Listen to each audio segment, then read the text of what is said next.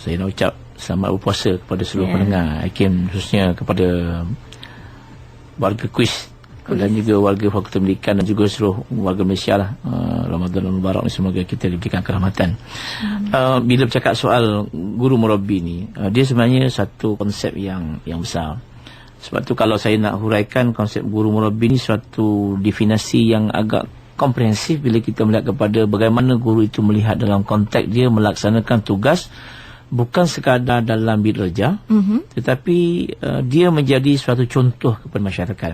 Baik, secara ringkas boleh saya katakanlah, guru murabbi ni seorang pendidik yang kita katakan dia menjaga, dia membesarkan, mencurahkan kasih sayang, mengajar dan menyuburkan fitrah seorang pelajar itu, sehingga dia boleh melahirkan nilai yang sebenar.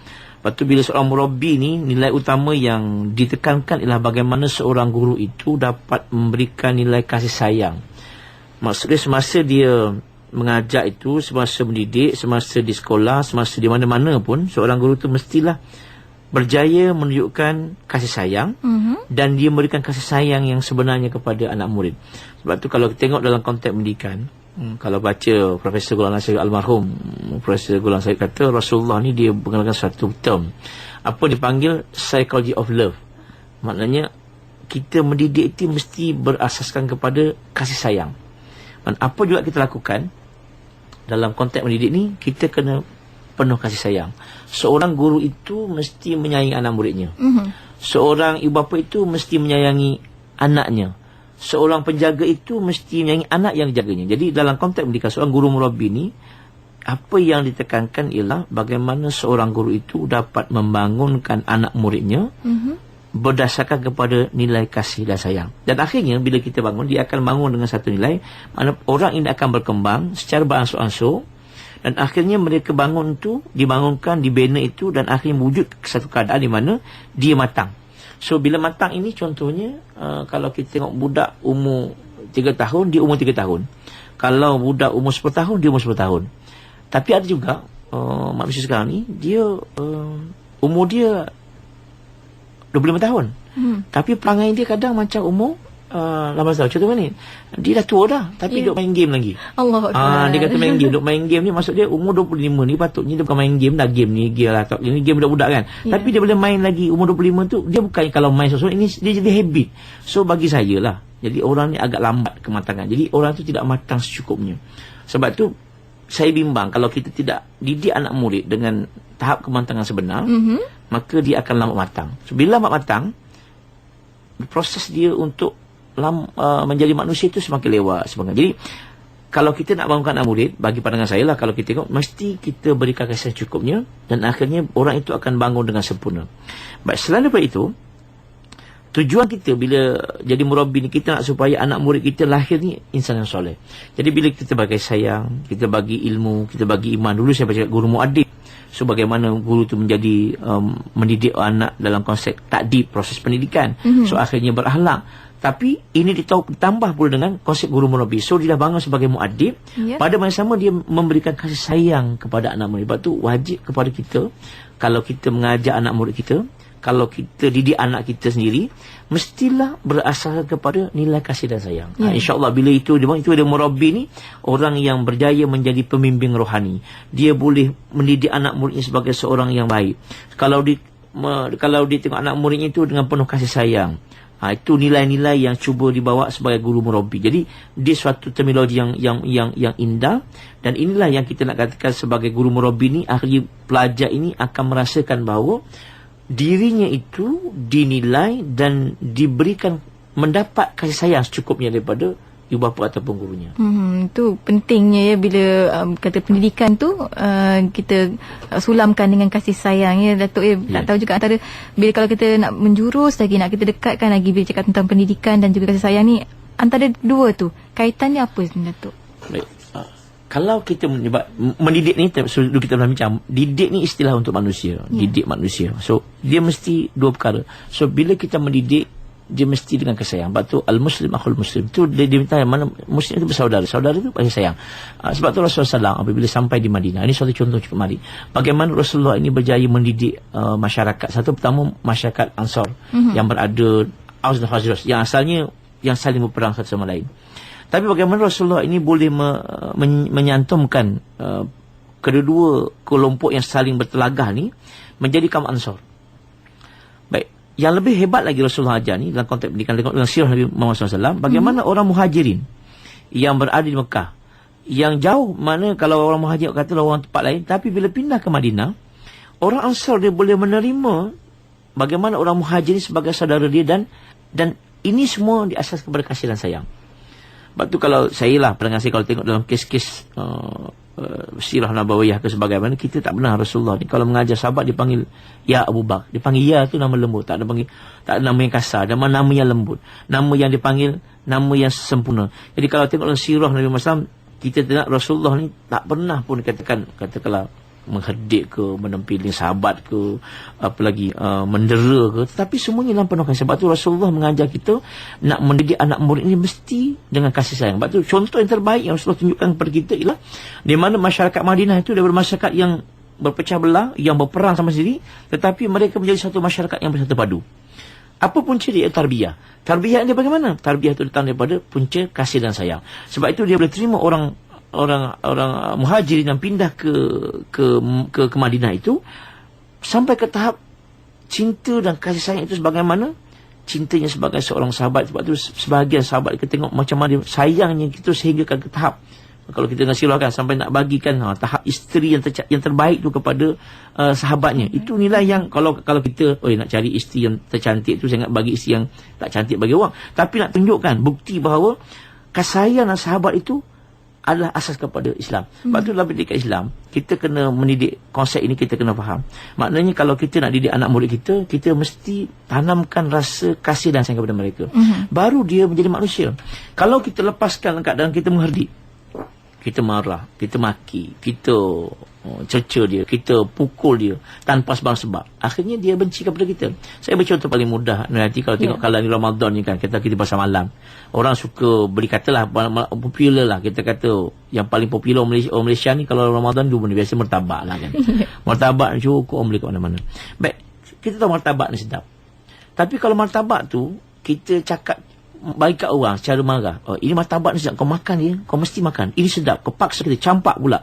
Martabak yang tak sedap pun jadi tak sedap. Yang sedap macam mana pun, bila cara kita mendidik tak betul, kalau kita bagi cara tak betul, kita present tak betul, maknanya akhirnya martabak yang sedap tu je tak sedap. Sama macam pendidikan, kita nak ajar orang baik, salah ke kita kalau kita mendidik dengan cara yang sempurna? Akhirnya orang tu kita datang dengan kasih dan sayang, dengan penuh kelembutan. Lembut ni bukan mestinya kita lembut sampai bila. Kalau dalam Islam, kalau kita sayang anak, kalau anak tu tak semayang, sampai Islam kata patut rotan, kita rotan. Tapi kalau kita tak berotan, yang kita rotan. Katakanlah budak tu kena marah, kita pujuk dia. Kalau waktu pujuk, kena pujuk. Tapi kadang-kadang kita kata waktu pujuk tak pujuk, waktu marah kita marah. Jadi dia sayang ni, dia bukanlah bermaksud kita biarkan dia tak marah, tak apa. Sayang ni bagian tunjukkan macam sayang kepada anak. Sayang kepada anak ni, kalau kita waktu marah, kita marahlah. Kalau buat salah, kita marah. Itu sayang anak, tangan-tangan kan. Jadi itu nilai yang difaham. Jadi sayang ni bukan bermaksud macam barat kata tak boleh sentuh, tak boleh tegur, tak. Tetapi apabila waktu kita marah, kita marah. Tapi selepas marah, kalau kita nak pujuk, kita pujuk dia. Jadi sayang itu dalam konteks Islam ni berbeza dengan sayang yang dikatakan dalam psikologi barat. Kita kata sayang yang tak boleh sentuh, tak boleh nak usik. Tak, dalam Islam pun sebenarnya ada kaedah dia. Bukan sebarangan kalau kita nak rotan anak pun, bukanlah sebarangan. Bukan masalah sikit je tumpahkan air, rotan, tak boleh. So ada salah-salah yang sepatutnya kita lakukan. Contohnya macam semayang ni, kalau kita katakan, Rasulullah kata kalau anak tu tak sampai 10 tahun patut rotan. Tapi sebenarnya kalau kita boleh didik anak kita daripada awal sembahyang, dia tak akan rotan. Sebab apa? Dia patuh. Tapi sampai Rasulullah bagi satu tahap, kalau degil juga rotan. Tapi rotan tu bukan sembarang rotan, ada tempat-tempat yang diberikan. Jadi sayang dalam Islam ini berbeza sayang dalam konteks masyarakat barat. Sayang kita ini, kalau patut kita marah, kita marah. Kalau patut kita pujuk, kita pujuk. Kalau patut kita bagi nasihat, kita bagi nasihat. Jadi dalam konteks ini, sayang dalam Islam ni menekankan kepada bagaimana nak menyelamatkan seseorang itu daripada api neraka. Ini prinsip yang kita lakukan. Jadi macam mana pun kita kena tunjukkan bahawa kalau kita justify kepada anak kita, kita marah ini kenapa? Tanda kita sayang kepada anak kita, agar anak kita ini tidak akan masuk neraka. Jadi perlu kita marah. Ini jadi konsep sayang inilah yang kita akan dalam pendidikan perlu kepada kita, dan ini yang menjadi fokus dalam pendidikan ini. Sebab kalau kita tengok hari ini, bagi bukan semua keluarga, mungkin saja anak tak berjaya periksa kena marah. Tapi lepas marah tak nak pujuk balik pula, biarkan. Kalau silap sikit kena marah. Tapi kalau anak kita buat betul, tak nak puji pula kan. Anak kita angkat barang, katakan kat dapur, katakan angkat air, berapa ramai yang kita ni dengan anak kita, terima kasih nak, kata ambil bantal kan, kata bantal kan ni kita tengok TV, nak ambil bantal, nak ambil TV, ambil. Lepas tu kita berapa ramai yang kita kata terima kasih, ambilkan air bantal. Ini satu contoh bukti bagaimana nak tunjuk sayang kita kepada anak kita. Waktu kita buat salah, kita kata tak betul. Ini nilai yang saya rasa kalau kita boleh kongsi bersama dalam konteks pendidikan ni, semoga masyarakat kita ni dibangunkan dengan sayang. Jadi kalau guru-guru sekolah pun sama. Bagaimana tunjukkan tu, kena tunjukkan sayang itu perlu ditunjukkan. Sayang ni dia tak boleh disimpan. Kalau kita setakat sayang ni, kalau dalam sayang ni kena bukti. Kalau sayang kat isteri macam mana? Ada cara dia. Sayang kat suami bagaimana? Jadi sayang ni kena tunjuk. Tapi kalau kita kata sayang tapi kita lempang dia, itu bukan sayang namanya. Sayang tapi kita buat selamba, itu bukan sayang. Sesayang itu kena buktikan. Dengan bukti bagaimana? Buktikan dengan perbuatan. Jadi sebagai pendidik, sebagai ibu bapa, kita kena tunjukkan kasih sayang kita kepada anak kita. Ni kata kalau biasa juga kan cium ke dahi dia anak kita ke, cium pipi anak kita ke. Ini sebagai tanda bagaimana kita caring kepada kita, dan akhirnya anak kita bertahu sebenarnya apa yang ayah buat ni sebenarnya. Ayah sayang kepada kamu. Dan insya-Allah bila kita sayang kepada anak kita, maka proses pendidikan akan berlaku dengan mudah. Ya, insya-Allah. Dan bila Datuk nyatakan cakap tentang martabat, saya percaya kat luar sana laku martabat-martabat apa pun. Bila cakap tentang kasih sayang, menyayangi anak-anak, anak murid kita sebenarnya tak sampai kita menggebukan lemaknya, manjanya, itu dia. Dan kalau boleh kita nak definasikan, bila kata tadi kita definasikan ciri-ciri guru murabi itu bagaimana, cuma kita nak perincikan sedikit Datuk tentang apa sebenarnya ciri-ciri guru murabi itu sendiri, Datuk? Kalau bercakap guru murabi ni, saya dan rakan-rakan di penyelidik di UKM dan juga pakar-pakar dalam pendidikan, kita bincang tentang ciri guru murabi. Baik, kalau saya senaraikan ni ada banyak, tapi saya akan pergi satu demi satu supaya kita dapat menilai apa sebenarnya ciri guru murabi. Baik. Ciri yang pertama sebagai seorang guru murabi ni, pertama dia kena kenal anak muridnya. Kenal ni bukan setakat kenal nama dia, tetapi yang paling bagus sekali kita kenal diri murid tu bagaimana. Maknanya kita tahu tentang latar belakang keluarga dia, latar belakang ayah dia bagaimana, mak dia bagaimana, anak ke berapa, macam mana sosial dia, anak tu apa sebelum ni belajar di mana, ayahnya ada masalah, di rumah dia bagaimana dengan keluarga, dengan rakan-rakan. Mana kenal pelajar itu bagaimana kenal diri pelajar, sebagaimana dia mengenali anaknya sendiri. Jadi kalau kita berkenal anak murid kita, dia ni kat rumah rupanya manja. Dengan ayah ni dia anak yang nombor 2, dia manja dengan ayah dia, tapi tak dapat mak dia mungkin kerja malam, ayah dia tak ada kat rumah selalu. Jadi latar belakang sosial orang tu kena nampak. Sebab tu kalau di sekolah, biasa cikgu-cikgu ni ada latar belakang profil pelajar.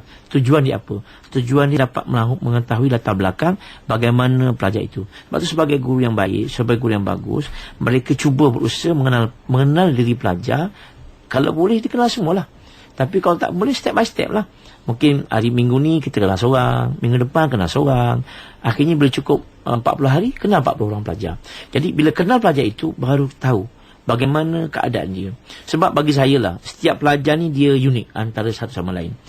Kalau ada anak pun, anak nombor 1 dengan anak nombor 2 yang sama hasil daripada ibu dan ayah yang sama pun berbeza. Betul. Lagilah kalau dari mak ayah yang berbeza, latar belakang beza, mesti berbeza. Betul. Jadi sebagai guru yang hebat, guru murabi ni guru hebat. So dia boleh kenal. Ada guru yang kenal muridnya bagaimana watak dia. Jadi sebagai pendidik memang boleh payah, tapi untuk menjadi guru yang hebat, untuk menjadi seorang guru yang kita kata guru murabi yang mencapai tahap yang hebat, maka dia kenallah guru mereka, pelajar mereka. Baik. Yang kedua, sebagai guru yang hebat, selain dia kenal, dia kena mendampingi mereka. Dia kena berkawan dengan mereka. Lepas tu istilah saya guna berkawan. Dia tak sama kalau dalam saya pernah cerita sebelum ni, kalau guru perempuan dia sebagai ibu ataupun kakak, tapi kalau guru lelaki sebagai sahabat. So bagaimana kita nak mendampingi pelajar dengan mesra? Pelajar ni kalau tengok guru dia nak dekat. Kalau ada masalah, cikgu, Assalamualaikum, nak tanya boleh tak? Dia dekat, dia mari dengan guru tak ada gap. Kadang dia takut nak, sebab apa, mungkin cikgu tu dia baik, tapi mungkin perwatakan cikgu tu dia muka serius. Sebab tu saya sarankan kalau dia macam mampu, cikgu ni dia kena senyum je. Bercakap senyum, gembira. Jadi budak pelajar nak jumpa pun tak rasa takut. Jadi salah satu cara yang baik ialah bagaimana nak mendampingi pelajar ni. Pelajar itu boleh berjumpa dengan kita tanpa sebarang syarat. Kata jumpa cikgu, nak jumpa boleh, nak cakap sikit masalah boleh. Boleh, jumpa saya. Jadi dia nak dekat tu dengan mudah. Bagi saya lah, pengalaman kita tengok, bukan semua pelajar bermasalah. Kalau dalam satu kelas tu mungkin 30 orang, mungkin 5-6 orang. Yang 5-6 orang ni yang kita kena dampingi dengan mesra. Sebab mendampingi pelajar mesra itu perlu dengan baik. Dan selain daripada itu, nak panggil pelajar ni pun dengan panggilan mesra. Mesra masuk panggilan yang dia suka. Tapi janganlah panggil nama tak hidup kan, nama dia suka kan. Mana nama yang dia suka. Nama timbangan dia suruh dia katalah nama dia, contohnya kata Mat. Kata nama dia panggil, okey, simple. Jangan formal sangat. Makna dengan pelajar ni kita kena panggil dengan panggilan yang disuka. Jangan panggilan-panggilan tak elok. Tapi saya yakin bahawa guru-guru kita ni biasa melaksanakan baik. Saya rasa kalau zaman sekarang saya tak jumpalah cikgu panggil nama yang tak elok anak murid. Biasa panggil nama-nama yang baik. Ya, ini satu cara bagaimana kita dapat mengenali pelajar dengan mesra dan kita berdamping dengan mereka. Bila guru dah berdamping dengan pelajar, so pelajar dengan mudah menceritakan masalah. Dan dia kadang-kadang kadang cikgu ni kadang pelajar ni kadang nak menumpang kasih kat cikgu. Adalah mungkin dia tak merasa baik, mungkin dia tak ada mak, mungkin tak ada ayah, ataupun ada ayah ada mak tapi macam tak ada. Sebab ada keluarga yang ayah dia kerja pagi balik malam, mak dia balik malam, anak tak jumpa. Jadi kadang-kadang cikgu ni lah tempat dia nak menumpang kasih. Cikgu ni pula betul cikgu ni nak cikgu nak kata nak jadi macam mak dia atau ibu dia, sebab ibu tak ada. Jadi yang ini yang saya rasa kalau guru-guru tahu betapa besarnya mereka ni dalam membangun anak-anak kita. Sebab tu kadang-kadang kalau kita dapat di mana-mana di kawasan bandar sebagainya, di kampung tu, mereka datang dari keluarga yang mungkin keluarga tak merasa baik, mungkin ayah bermasalah, kau bermasalah. Jadi bila ada guru yang baik ni, mereka nak memangkasi. Jadi inilah peluang guru yang terbaik untuk menjadi murabi kepada mereka. Dan akhirnya bila kita didik mereka tidak masalah. Kadang-kadang ramai kita dapati kadang lebih rapat cikgu tu lebih rapat dengan guru berbanding rapat dengan ibu bapa. Sebab guru tu yang memahami. Guru tu kadang menganggap dia macam anak. Guru tu kadang-kadang yang bagi belanja kat dia. Guru yang belikan baju kat dia. Ini nilai. Sebab tu guru ni sangguplah berkorban. Sebab bagi saya, bila kita bersedekah kepada anak kita, itu sebahagian daripada infak. Kita akan amal jariah yang kita akan bawa kepada akhirat nanti. Jadi anak murid kita itu sebenarnya amal jariah yang terbaik untuk kita. Ya, Masya Allah. Bukannya nak jadi guru murabi tu sebenarnya kalau dah dapat rasa macam mana dihargai oleh anak murid. Ya Allah, Masya Allah. Ya, Datuk, bukannya mudah tu. Dan bila cakap tentang kasih sayang tu, adakah benar bila kata konsep kasih sayang atau love kini semakin terhakis dalam persekitaran sistem pendidikan kita ni, Datuk? Kalau kita dapati, bukan semua, tapi saya dapati benda ni agak kekurangan. Sebab kalau kita perhatikan kan, sistem kita yang kita bincang sebelum ni banyak menekankan kepada pencapaian peperiksaan, menekankan kepada soal pencapaian fizikal. Akhirnya nilai-nilai ini tidak dapat diberikan sepenuhnya oleh rakan-rakan kita yang di sekolah. Sebab penumpuan mungkin kepada nak mencapai prestasi peperiksaan. Nak mendidik anak murid ni bukan senang, sebab dia perlukan suatu tumpuan yang lebih. Jadi sebabkan mereka nak kejar, nak isi markas, isi data sebagainya, so nilai itu semakin lama semakin kurang. Dan akhirnya keluarga pula tekan. Anak saya kenapa tak dapat E? Anak saya kenapa matematik dapat C tolak? Kenapa kawan dapat E? Cikgu tak ajar kat sekolah. Jadi cikgu tertekan dengan keadaan. Jadi faktor dalaman dan luaran ni menyebabkan keadaan itu kurang. Saya sebutkan kadang-kadang di mana-mana pun sebutkan, ada tak berapa ramai keluarga ni bila ke sekolah, dia tanya kepada anak murid, kepada gurunya, anak saya ni kat sekolah bagaimana akhlaknya. Berapa ramai yang kata bagaimana kelakuan dia, bagaimana hubungan dia dengan guru, bagaimana dengan rakan-rakan, adakah baik, adakah dia ni satu anak nakal di sekolah. Dan cikgu pula kadang tak boleh bagi jawapan tepat sebab cikgu pun bagi tumpuan kepada peperiksaan. Jadi nilai ini kadang-kadang akhirnya merosakkan sistem pendidikan. Sedikit-sedikit melunturkan nilai kasih sayang. Yang memberi tumpuan itu fokusnya hanyalah kepada soal peperiksaan dan pencapaian akademik. Ini salah sebab dalam konteks pendidikan, saya yakin bahawa dalam konteks pendidikan sebenarnya kita nak lahirkan anak yang baik. Betul. Kita nak lahirkan manusia yang soleh. Apa gunanya anak kita dapat cemerlang 9A tetapi akhlaknya tak macam A, dia macam C. Allah. Apa gunanya anak kita dapat matematik A+, bio A+, tetapi solatnya tertinggal, puasanya miss, derhaka kepada ibu bapa. Lepas tu bagaimana nak didik anak murid ni, kembalilah kepada bahawa pendidikan ni mesti diberikan konsep, iaitu konsep kasih sayang. So bila kasih sayang ini berlaku di dalam sistem pendidikan, anak murid ini akan merasa bahawa mereka ini akan terlindung dan mereka diberikan perhatian. So bila dia beri perhatian, dia akan menumpukan perhatian kepada pelajaran, dan pada yang sama juga dia sayang kepada keluarga dia dan kepada gurunya. Ini kata guru murabbi ni nak laksanakan hati bukan mudah sebab dia memerlukan pengorbanan. Nak belajar, nak mengkaji tentang anak murid tu bukan nak ambil masa yang lama. Nak mendengar masalah pelajar tu kenakan masa yang lama. Nak pergi ziarah anak murid kalau dekat pun ambil masa, duit sebagainya. Jadi guru murabbi ni suatu nilai yang cukup besar dalam Islam.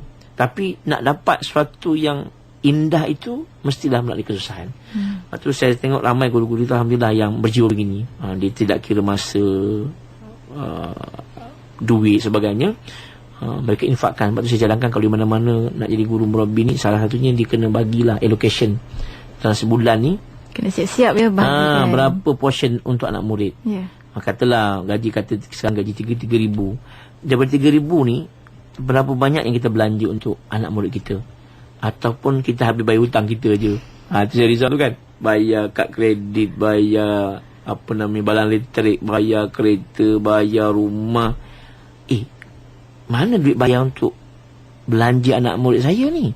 Mana belanja nak infak untuk anak murid saya? Lepas tu saya mencadangkan pada guru ambil kaedah zakat 2.5% tu siap-siap dah allocate dah. Setiap bulan ya? Setiap bulan. Maknanya kalau gaji dia katakan 3,000, setengah 3,000 sebulan, kalau 2.5% lebih kurang dalam RM30, RM60, RM60, RM70, RM100 lah. RM100 ni memang saya sedekah anak murid saya. Belanja makan, belikan bahan, bagi kat mereka. Yang banyak lagi bagus. Kalau kita iman kita tinggi, tambah lagi 10% pula kan.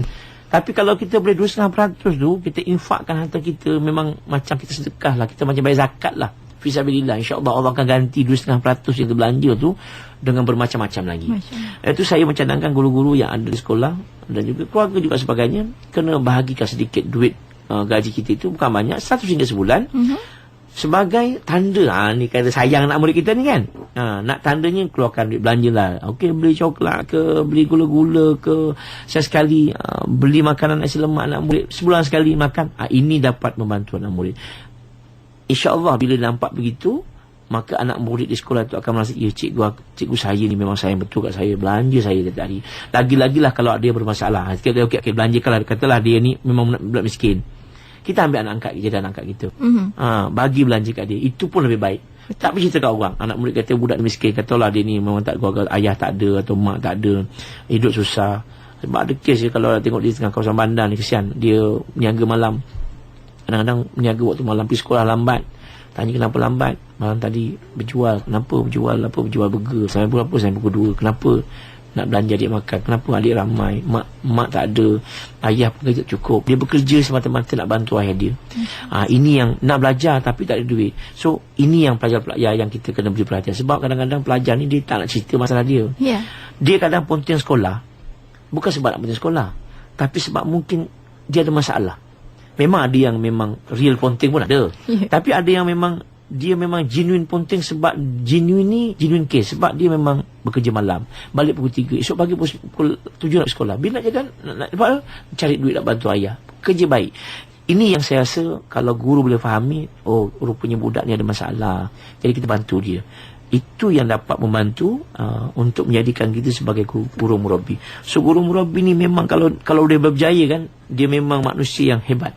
Maknanya dia menjadi orang yang melindungi anak muridnya dengan penuh rasa tanggungjawab dan kasih sayang. Masya Allah. Memang sukar sebenarnya dapat guru begitu, tapi ada sebenarnya Datuk ya. Ada, insyaAllah ada. Yakin di Malaysia ramai itu kita ada. InsyaAllah. Dan waktu ini bagi anda yang berada di luar sana ingin sama-sama berinteraksi bersama yang bahagia Datuk, boleh hubungi kami di talian di 0362051500, juga menerusi Facebook IKIM.FM, dan tidak ketinggalan menerusi sistem pesanan ringkas, typekan IKIM, jarakkan persoalan anda dan hantar ke 39111. Dan Datuk nyatakan tadi tentang konsep kasih sayang yang semakin terhakis dan diberi juga cara solusinya untuk kita aplikasikan. Nak tahu juga apa sebenarnya faktor dia, kenapa sebenarnya kasih sayang ni, konsep kasih sayang dalam pendidikan kita ni kian pudar, kian hilang. Macam sebab apa Datuk?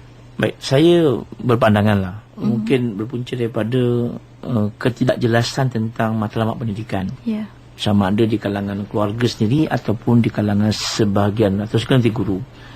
Sebab bagi mereka ada juga berpandangan bahawa bila kita bercakap soal pendidikan, mereka nak mencapai kecemerlangan akademik. Bila sebut saja pendidikan, dia tergambar sekolah. Bila tergambar pendidikan, tergambar peperiksaan. Jadi ketidakfahaman atau kekeliruan tentang matlamat pendidikan ni, saya rasalah punca utama kenapa berlakunya kasih sayang ni tidak dapat dilaksanakan pendidikan. Sebab mereka hanya fokus pada pencapaian akademik. Jadi bila matlamat pendidikan tak jelas, jadi akhirnya dia nak apa? Oh, anak saya yang penting dapat exam A lah. Tak kira apa pun, hantarlah, tak kisahlah. Yang penting bayar tuition, bayarlah, tak apa. Tapi nilai pendidikan tu hilang. Sebab dalam pendidikan Islam atau dalam pendidikan secara umumnya, kita dalam konteks pendidikan nak melahirkan manusia yang baik. Bila manusia yang baik ni lahir daripada sistem pendidikan kita. Jadi nak lahir mana baik, mesti dengan penuh kasih sayang. Sebab tu masalah yang berlaku hari inilah kekeliruan kita terhadap matlamat yang nak dicapai oleh sistem pendidikan. Kalau kita dalam sistem pendidikan negara kita cukup indah. Maknanya kita nak melahirkan manusia seimbang dari aspek jasmani, emosi, rohani dan intelek. Dan akhirnya mereka menjadi warga negara yang baik. Persoalannya berapa ramai di antara kita yang memahami bahawa ini falsafah negara kita. Kebanyakan kita, termasuk saya, kadang kita sendiri pun, saya pun terpengaruh dengan keadaan semasa, di mana kita hanya menentukan dengan mengukur kejayaan itu dengan peperiksaan. Bila anak kita dapat 9A, anak kita hebat. Tapi berapa ramai yang ukur anak kita berjaya itu dari akhlak dia. Ini yang kata nilai yang saya rasa yang jadi masalah kepada kita. Jadi nilai matlamat, kefahaman yang jitu terhadap masalah matlamat pendidikan itu masih lagi tak jelas. Menyebabkan dia bercelaru lah. Nak jadi apa? Akhirnya jadi manusia biasa. Itu pandangan saya lah. Biasa je. Dan waktu ini kita nak raikan rakan-rakan kita di Facebook. Awal ini juga daripada Nabil Yaakob. Ni guru murabbi ni, insyaAllah. Dia kata bersemangat mendengar, terus nak jadi guru murabbi, insyaAllah. Kita doakan. InsyaAllah. Dan daripada seorang ibu, daripada Nur Suhaila Syaharuddin, kata Assalamualaikum Datuk. Dia kata soalan beliau, bila kita marah anak-anak dan kemudian kita minta maaf dari anak-anak, kita pujuk semula anak-anak kita, adakah anak-anak yang baru darjah 1 atau 2 dapat terima kemaafan kita itu satu? Dan kedua, adakah anak-anak ni akan berdendam bila mereka dewasa nanti? Ini soalan untuk ibu bapa lah. Baik, untuk anak kecil ni saya rasa, bagi saya lah, mungkin saya salah, mungkin orang psikologi akan melihat daripada perspektif berbeza. Anak kecil ni dia ingat tau, dia ingat apa yang kita buat. Kalau kita, biasanya kalau yang tak salah saya, kalau kita belajar dalam umur 5-6 tahun, sebenarnya dia ingat apa yang dibuat untuk kita. Dan saya rasa agak susah lah kalau zaman dulu kan, kalau ibu ni, kalau ayah ayah ni kalau buat salah, dia minta maaf. Sebab tu kita bukanlah lepas kita marah tu terus lepas marah dikit, minta maaf je. Dia bukan macam tu. Maknanya ambil masa. Tak memberi kesan. Tak kesan. Lepas tu, lepas ni sure ayah minta maaf kan. Kita marah tu ada tempoh. Okey, dah marah ni, dah betul. Okey, cara minta maaf tu, tak boleh kita tegur dia balik. Maknanya kita dah habis tu habis. Kalau anak tu buat salah, katalah dia pecahkan pinggan ke, cermin ke, marahlah, betul marah. Dah marah tu, janganlah minta maaf. Ayah marah tadi. Itu lepas immediate tu tak kenalah. So ambil masa tempoh, bukan tak minta maaf, kita tegur dia balik. Dah macam dah habis cerita tu. InsyaAllah dia akan terima. Dan bagi saya, anak-anak ni, dia kalau kita buat salah, dan sebenarnya anak tu tahu, dia menerima kalau kita mengaku kita salah. Mana kita salah, tidak kata salah, kita tersilap lah, kita buat kesilapan. Mungkin kita tak siasat. Sebenarnya maklumat tu salah, dia betul. Pada masa tu kalau bagi saya lah, kalau kita boleh minta maaf pada anak kalau kita buat salah, saya yakin anak kita sangat hormat kepada kita. Sebab anak ni dia tahu bahawa mak ayah ni bukan sempurna pun, tapi ayah sebagai orang yang ada kuasa dalam rumah tangga ni, ibu yang ada kuasa, sanggup mengaku salah atas kesilapan yang dibuat. Anak akan hormat kepada kita sampai bila-bila. Dan akan melahirkan pemimpin yang rendah. Dia akan melahirkan. Ini yang tapi kadang-kadang ayah mak ni ada ego sikit lah kan. Mana boleh minta anak, malu lah aku kan. Tapi saya punya pandangan, kalau saya buat salah pada anak saya akan minta maaf. Minta maaf sebab itu kesilapan saya. Kalau kita betul tak apalah. Dia sepatutnya kita bukan ajar dia. Jangan tak ajar dia macam mana minta maaf. Sebab kadang pelajar sekarang ni, dia tak tahu macam mana minta maaf. So antara sekali kita pun belajar minta maaf, dan dia pun kalau buat salah kena ajar bagaimana cara minta maaf. Ini proses pendidikan yang berlaku, dan ini semua asas kepada kasih dan sayang. Ya, insya-Allah mudah-mudahan dapat berjalan dengan baik. Walaupun apa pun ya Datuk, ini adalah peranan masing-masing juga untuk dimainkan. Dan adakah cukup sebenarnya bercakap tentang kasih sayang, beri kasih sayang sebagainya, adakah cukup hanya guru saja yang mendidik dan beri kasih sayang ni, Datuk? Sebagaimana kita bincang sebelum ni, dia tak boleh guru seorang je. Kalau guru seorang-seorang bagi dia sayang kat rumah, dia sayang kat sekolah, semuanya lah sayang, macam jaga anak dia. Sampai kat rumah ayah tak sayang, tak jadi. Sampai masyarakat tak jadi, masyarakat pun nak sayang. Jadi dalam konteks nak menjadikan guru murabbi ni berjaya, dia tak mampu guru buat seorang. Guru ni mesti disokong oleh, pertama dalam sekolah, oleh guru lain. Itu mesti. Mana katakanlah guru tu, guru A ni kat sekolah, katalah guru nama Cikgu Nur Hayati lah contohnya lah. Dia guru baik kat sekolah, tapi dia seorang baik. Yang lain ni semua cikgu buat dia je, selamba tak tengok lain. Dia tak juga. Ada cak kata cikgu yang baik, ada pengetua atau guru besar yang tak sayang, tak jadi juga. Jadi untuk menjayakan nilai kasih sayang ni, pertama guru itu mesti disokong oleh rakan-rakan, oleh pentadbiran. Dan yang paling penting ialah mesti disokong oleh keluarga sendiri. Kalau di sekolah dia berikan kasih sayang secukupnya oleh guru, kemudian tambah pula oleh keluarga dan juga masyarakat, nilai itu nilai yang hebat. Ini yang kita nak. Jadi tidak boleh kita laksanakan nak mencapai guru murabbi ataupun pelajar yang cemerlang ini tanpa ada sokongan daripada semua orang. Lepas tu dalam konteks pendidikan ni tak boleh isolate. Dia tak boleh seorang-seorang. Maknanya mesti dalam keadaan komprehensif. Termasuk juga masyarakat, surau, masjid, jiran tetangga. Ini akan dapat memudahkan. Kalau guru seorang tu boleh juga, tapi letihlah cikgu tu. Esok kena counter balik. Tapi kalau di sekolah diberi kasih sayang, masyarakat beri kasih sayang, keluarga beri kasih sayang, love ni berlaku dalam masyarakat, insya-Allah generasi yang dibangunkan itu generasi yang penuh kasih sayang. Ini yang kita nak bangunkan dalam konteks pendidikan hari ini, insya-Allah. Dan dari rakan kita daripada Amir Muzaffar 2 kata di Facebook, alhamdulillah perkongsian yang sangat menarik. Sahabat-sahabat Akademi Pengajian Islam 2 UM Nilai Puri, terutamanya kos pendidikan Islam, sedang mendengar khusyuk slot ini. Alhamdulillah, terus dengar hingga hujung insya-Allah. Dan daripada Muhammad Haziman Muhammad kata, Assalamualaikum Datuk. Dia kata beliau adalah salah seorang guru di sekolah kluster. Nak tanya bagaimanakah cara beliau seorang guru biasa nak menukar corak pemikiran pihak pentadbiran sekolah yang lebih mementingkan pencapaian akademik sahaja berbanding akhlak pelajar, dan cara untuk beliau sama-sama membimbing guru lain menjadi guru murabbi. Baik, ini isu-isu yang dihadapi lah oleh setengah-setengah keadaan tempat lah, di mana ada tempat yang kita kata penumpuan kepada bidang akademik. Baik, apa yang penting kepada kita, saya rasa kalau pengurusan ataupun takbir yang begini, kita kena bagi kefahaman yang jitu kepada mereka. Makna guru-guru ni saya rasa kenalah berjumpa, menerangkan, dan kalau perlu panggillah istilahnya pakar-pakar pendidikan yang mempunyai upaya. Kadang-kadang pengetua guru besar ni dia kena bercakap ni kena orang yang level je lah. Mungkin kalau orang bawah cakap ni ada yang dengar, alhamdulillah. Ada yang bagus, ada saya tengok sekolah tu dia dengar cakap guru dia. Mana guru bawah pun panggil, terima kasih pandangan tu, saya suka sangat pandangan tu. Terima kasih, walaupun dia guru pun orang bawah bagi, tapi ada juga guru besar yang ataupun pengetua ataupun takbir di mana-mana pun yang ego. Dia kena bercakap ni kena orang yang hebat. Jadi kalau itu caranya, makanya kita kena panggil lah, kita kena kumpul, dia panggil pakar-pakar hebat. Contohnya kita panggil tokoh-tokoh yang selaku Hakim, Zazan ke, panggil Zulkifli Al-Bakri ke, supaya menerangkan bahawa yang kita bawa ni sebenarnya apa. Sebab bagi saya seorang pengetua ni atau seorang guru besar, seorang pentadbir ni dia berat. Sebab hala tuju sekolah tu atas dia. Kalau ni nanti di akhir nanti anak murid dia ni klaim ke akhiratnya kepada Allah SWT, dulu saya nak baca Quran tapi pengetua tak bagi. Kenapa tak bagi? Nak jawab apa dengan Allah SWT? Sebab itu penting. Sebab pengetua, guru besar kena faham bahawa yang mereka bawa ni, mereka menerajui lebih kurang 800 orang. Hala mana nak pergi? Sebab tu apa yang penting kepada kita, program-program kesedaran di kalangan pentadbir, tak kira di mana-mana pun, pentadbir dekat universiti ke, pentadbir dalam sekolah ke, IPG ke, universiti ke, di mana-mana pun, visi dan misi kena jelas. Pentadbir kena tahu bahawa yang mereka bawa ni lah manusia.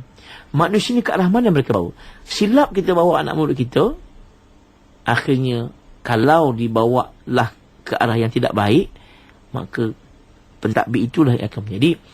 Bagi guru-guru ni, saya cadangkan kepada mereka, berbincang dengan mereka.